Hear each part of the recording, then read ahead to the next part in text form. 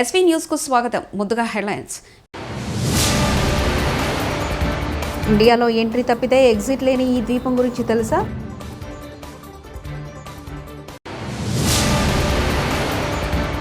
హెచ్యు విద్యార్థులకు కేటీఆర్ భరోసా.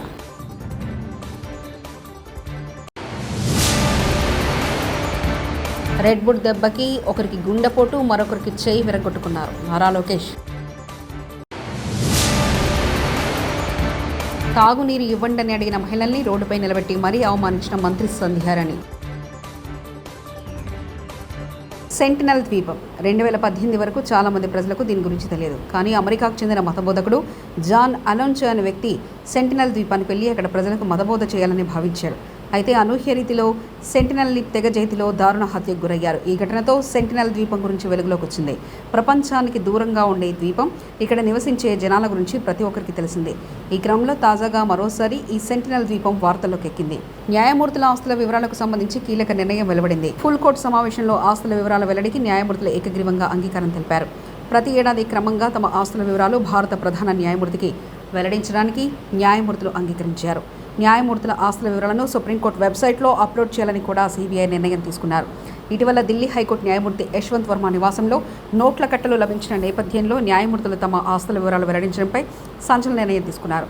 Full court సమావేశంలో తమ ఆస్తులను భారత న్యాయమూర్తికి వెల్లడించేందుకు అంగీకరించారు. తెలంగాణ కేబినెట్లో చోటు కల్పించాలని ఏఐసీసీ అధ్యక్షుడు మల్లికార్జున ఖార్గే, పార్టీ అగ్రనేత రాహుల్ గాంధీతో పాటు ఏఐసీసీ జనరల్ సెక్రటరీ కేసీ వేణుగోపాల్ని కలిసి కోరినట్లు ఇబ్రాహీంపట్నం ఎమ్మెల్యే మల్లెడి రంగారెడ్డి వివరించారు. కేబినెట్లో చోటు ఇవ్వాలని వీరికి గతంలో లేఖ సైతం రాసినట్లు గుర్తు చేశారు. ఏపీలో ప్రభుత్వ పాఠశాలలో మినిమం టైమ్ స్కిల్లో పనిచేస్తున్న డిఎస్సి 1998-2008 కాంట్రాక్ట్ టీచర్లకు ఏప్రిల్ 30 నుంచి ఒక నెలవారీ సేవలను నిలిపివేస్తూ పాఠశాల విద్యాశాఖ ఆదేశాలు జారీ చేసింది. ఏటా జూన్ 1వ తేదీ నుంచి ఏప్రిల్ 30 వరకు వీరు పనిచేస్తారు. మే నెలలో వీరి సేవలను నిలిపివేసి జూన్ నుంచి మళ్లీ కాంట్రాక్టు పునరుద్ధరిస్తుంది. పాస్టర్ ప్రవీణ్ మరణ విషయంలో ప్రభుత్వానికి చెడ్డ పేరు తేవాలని వైసీపీ చూస్తుందంటూ ముఖ్యమంత్రి చంద్రబాబు నాయుడు విమర్శించారు. కేబినెట్ సమావేశం అనంతరం మంత్రులతో ప్రత్యేకంగా భేటీ అయిన సీఎం పలు రాజకీయ అంశాలను ప్రస్తావించారు. ప్రవీణ్ మరణానికి సంబంధించి సీసీ కెమెరాలో ఒక్క అంశం బయటకు వస్తుందన్నారు. ప్రవీణ్ డెత్ మిస్టరీ ఛేదనలో సీసీ కెమెరాలది కీలక పాత్రను చెప్పుకొచ్చారు. మనం అప్రమత్తంగా లేకుంటే బాబాయి గొడ్డలి, కోడికత్తి, గులకరాయి తరహాలో అన్ని మనపైనే వేస్తారని అన్నారు. చేసిన మంచి చెప్పుకోవడానికి ఇబ్బందులు పడుతుంటే లేని నిందలు మనపై వేసే కుట్రలు చేస్తున్నారంటూ మండిపడ్డారు. రెడ్ బుక్ దెబ్బకి మరొకరికి గుండెపోటు వస్తే మరొకరికి చేయి విరిగిందని మంత్రి నారా లోకేష్ ఎద్దేవా వేశారు. చట్టవిరుద్ధంగా పనిచేసిన వారిని వదిలిపెట్టబోమని మంగళగిరి నియోజకవర్గం ఉండవల్లిలో మన ఇల్లు మన లోకేష్ కార్యక్రమానికి ఆయన శ్రీకారం చుట్టారు. ఈ సందర్భంగా మీడియాతో మాట్లాడారు. కుల, మత, ప్రాంత విద్వేషాలు రెచ్చగొట్టి రాజకీయ లబ్ధి పొందాలనేది వైకాపా లక్ష్యమని విమర్శించారు. నేను పదే పాదయాత్రలు కూడా చెప్పా, విజనరీకి ప్రిజనరీకి చాలా తేడా ఉంటుంది. విజనరీకి ముందు చూపు ఉంటుంది. ఆ ముందు చూపు ఏంటంటే ప్రపంచంలో రాబోయే మార్పులు ఏంటి, ఆ మార్పులకి మన పిల్లల్ని ఎట్లా తయారు చేయాలి, మన కుటుంబాలను ఎట్లా తయారు చేసి వాళ్ళకి అనుసంధానమై శాశ్వతంగా పేదరికం నుంచి బయటికి తీసుకొచ్చే లక్ష్యంలో పనిచేస్తుంది. ప్రజలందరూ ఒక విషయం గమనించాలి. 1994లో ఇట్లనే చాలా మంది కంప్యూటర్ అన్నం పెడుతుందా అని ఎగతాళి చేశారండి. ఈ రోజు ఐటీ రంగంలో ఎంతమంది పనిచేస్తున్నారు హైదరాబాద్ లో చెప్పండి. హైదరాబాద్ లో మీరు చూస్తే ఒక ఐఎస్బీ కానివ్వండి, ఐటీ కానివ్వండి, జినోమ్ వ్యాలీ కానివ్వండి, శంషాబాద్ ఎయిర్పోర్ట్ కానివ్వండి, ఔటర్ రింగ్ రోడ్ కానివ్వండి, ఇవన్నీ ఎవరండి రూపకర్త? చంద్రబాబు నాయుడు. ఒక విజన్ తో ఆయన చేశారు. ఇప్పుడు అదే విధంగా విభజించబడిన ఆంధ్ర రాష్ట్రాన్ని కూడా అభివృద్ధి చేయాలి, అభివృద్ధి వికేంద్రీకరణ జరగాలి, పరిపాలన ఒకే దగ్గర ఉండాలి లక్ష్యంతో మనం పనిచేస్తున్నాం. ప్రపంచంలో అనేక మార్పులు వస్తున్నాయి. ప్రజల్ని ఇల్ని అనుసంధానం చేయాలి. అసలు నిరుపేదరికంలో ఎంతమంది ఉన్నారు, వాళ్ళందరినీ నిరుపేదరికం నుంచి బయటకు ఎట్ట తీసుకురావాలి, దానికి అందరు భాగస్వామ్యం అవ్వాలి.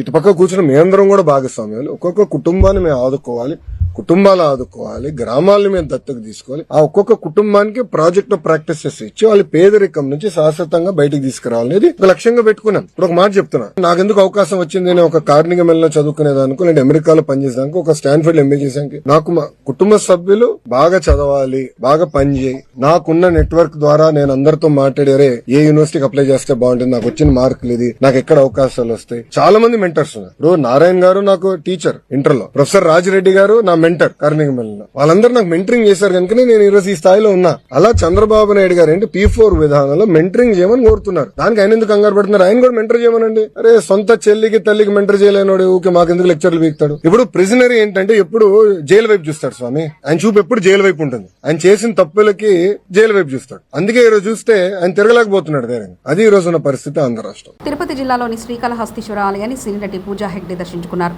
కుటుంబ సభ్యులతో ఆమె రాహుకేతు సర్పదోష నివారణ పూజలు చేయించారు. అనంతరం శ్రీ వాయు లింగేశ్వర స్వామి సమేత శ్రీ జ్ఞాన ప్రసూనాంబికా దేవిని దర్శించుకున్నారు. వేద పండితులు పూజా హెగ్డేకు ఆశీర్వచనం చేసి తీర్థప్రసాదాలు అందజేశారు.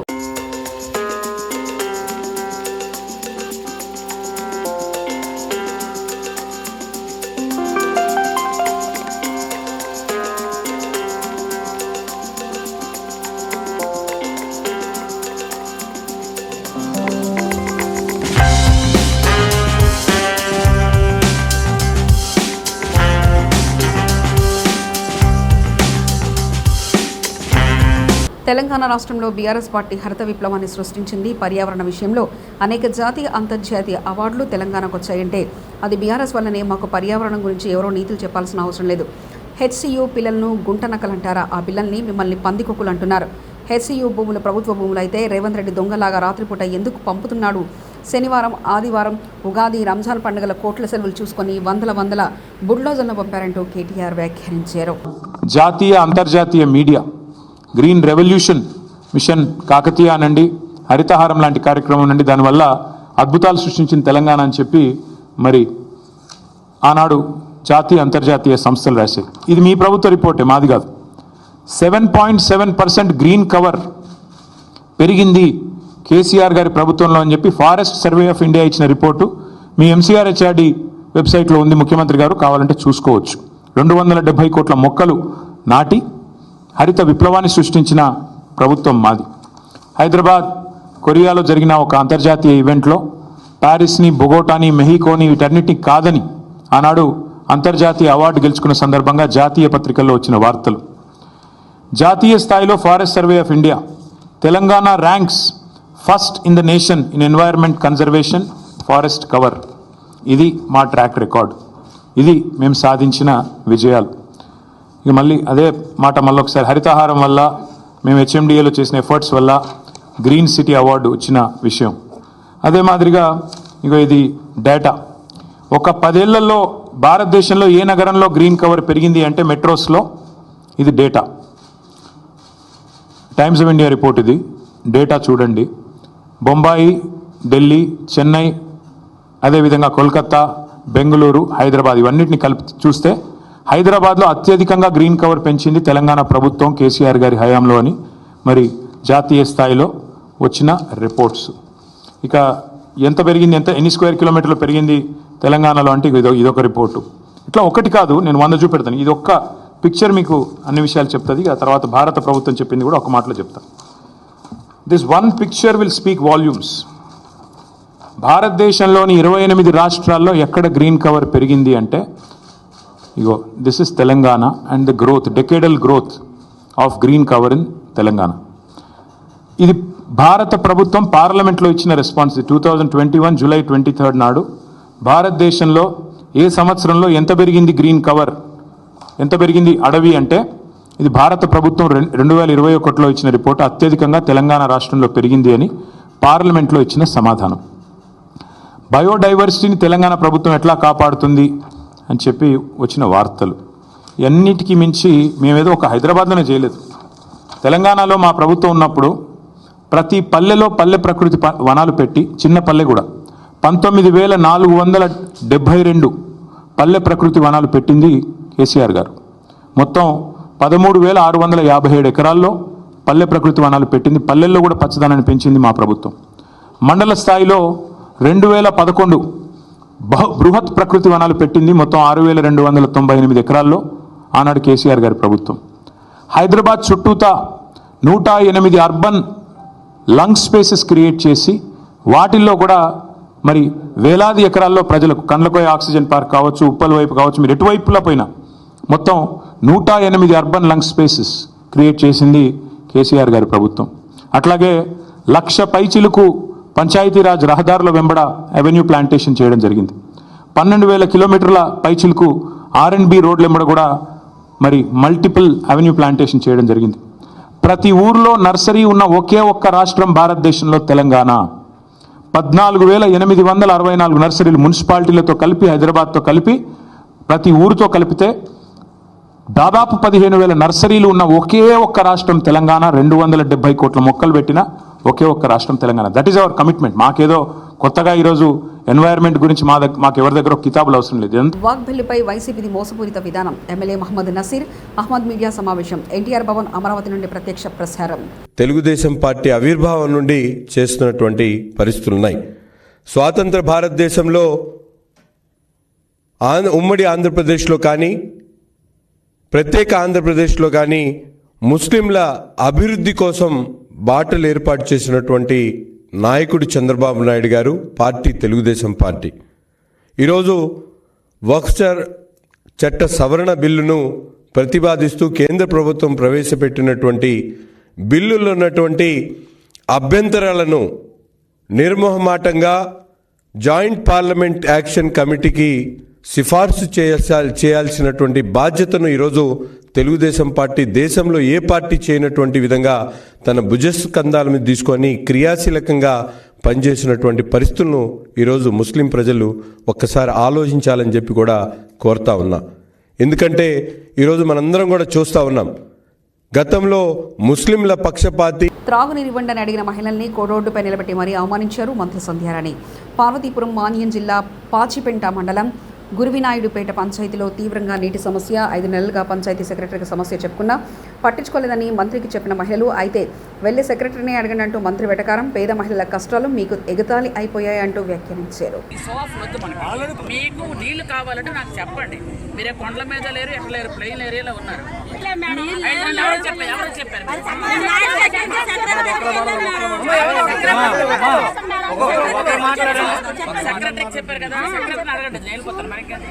హైదరాబాద్లోని పలు ప్రాంతాల్లో భారీ వర్షం కురిసింది. దీంతో నగర వాతావరణం ఒక్కసారిగా చల్లబడింది.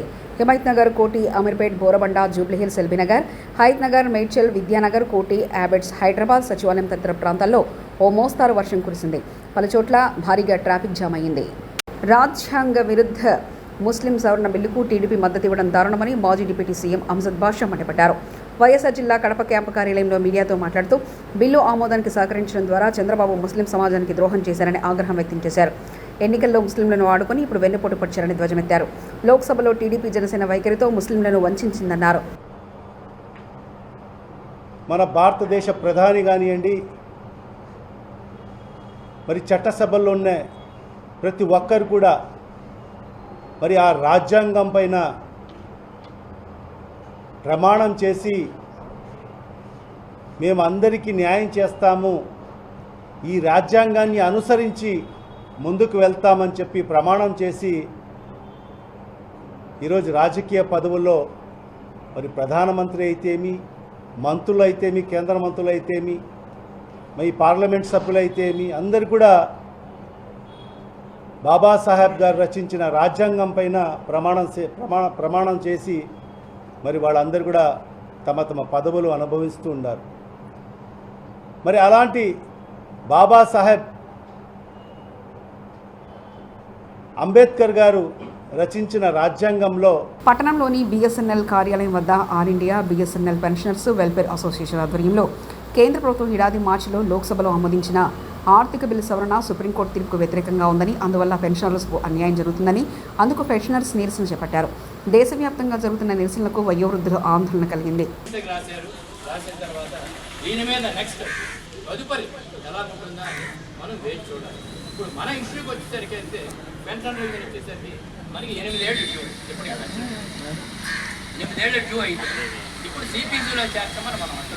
CCPCలో చేర్చమని మనం already made a representative Shivgopal Mishra, the JCM chairman, to include our pension revision issue in the terms of reference of HCPC. దాని మీద క్యాబినెట్ సెక్రటరీకి, ఎక్స్పెండిచర్ సెక్రటరీతో మీట్ అయినప్పుడు నో ఇది పనికిరాదు, మీరు వాళ్ళు ఏమొచ్చి ఐడియా పే స్కేల్స్ తీసుకుంటున్నారు, మీకు సెంట్రల్ గవర్నమెంట్ ఎంప్లాయీస్కి CDA పే స్కేల్స్ వస్తున్నాయి కనుక మేమేమొచ్చి ఎట్టి పరిస్థితి ఇంక్లూడ్ చేయలేము అన్నట్టు.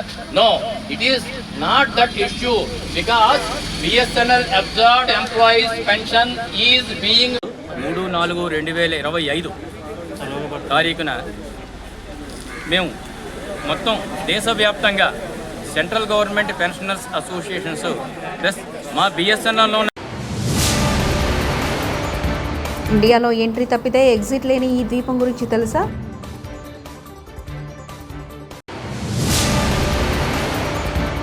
హెచ్యు విద్యార్థులకు కేటీఆర్ భరోసా.